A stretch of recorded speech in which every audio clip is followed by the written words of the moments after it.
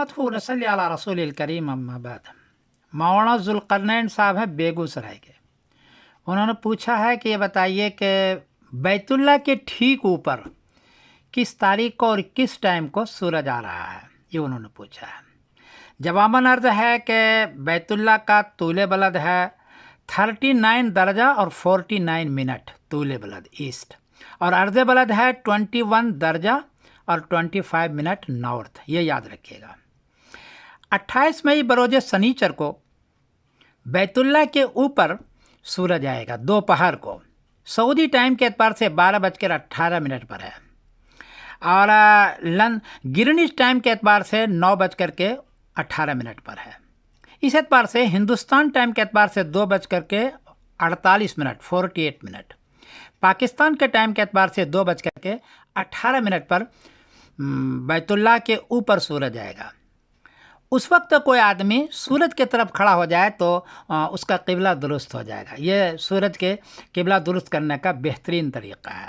دوسری مرتبہ آئے گا 16 جولائی بروز سنیچر کو، 16 جولائی سنیچر کو گرینوچ کے ٹائم کے اعتبار سے 9:27 پر، اور سعودی ٹائم کے اعتبار سے 12:27 پر، ہندوستان ٹائم کے اعتبار سے 2:57، پاکستان کے اعتبار سے 2:27 پر بیت اللہ کے اوپر آئے گا۔ صورتحال یہ بنے گی، یہ دیکھ لیے، یہ day and night world map ہے، اس پر آپ جائیے۔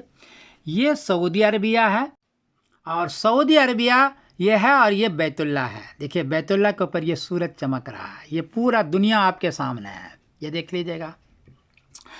اور ہندوستان یہ ہے، پاکستان یہ ہے، دیکھ رہے ہیں آپ، یہ سعودی عربیہ۔ اور اس وقت جو ٹائم ہوگا، یہ دیکھیے ورلڈ میں پوزیشن ہوگا 28 مئی کو 9:18، دیکھیے 9:18 گرینوچ ٹائم کے اعتبار سے، اور لیٹیچیوڈ ہوگا 21 درجہ 29 منٹ نارتھ سورج، اور عرض بلد لانگیچیوڈ، یہ ہوا لیٹیچیوڈ، یہ لانگیچیوڈ طول بلد ہوگا 39 درجہ اور 50 منٹ ایسٹ۔ تو یہ شکل بنے گی۔ تو آپ جب بھی ورلڈ میپ پر جائیں گے، day and night world map پر جائیں گے، تو آپ کو یہ شکل نظر آئے گا، اور اسی وقت بیت اللہ کے اوپر سورج آئے گا۔